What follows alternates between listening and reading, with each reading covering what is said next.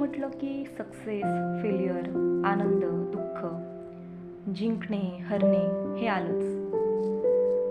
आपण एखादी गोष्ट खूप जीव ओतून करतो, मग ते करिअरच्या बाबतीत असो किंवा पर्सनल कोणत्याही गोष्टी बाबतीत.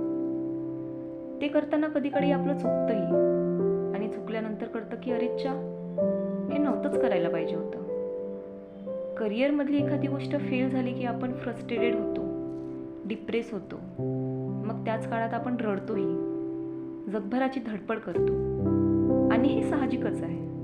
कोणतीही गोष्ट फेल झाली की दडपण हे येणारच.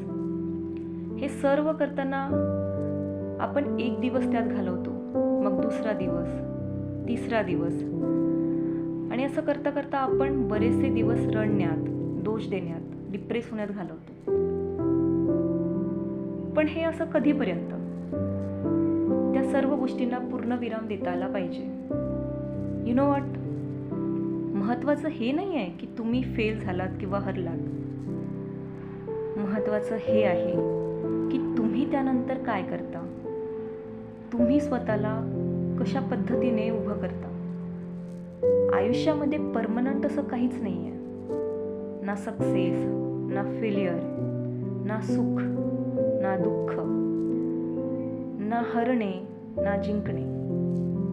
आपल्याला कधी अडखळल्यासारखं वाटेल, कधी धडपडालही, कधी पडाल, पण पडल्यानंतर पुन्हा चालायला लागायचं. Just keep walking. चालणं मात्र सोडायचं नाही.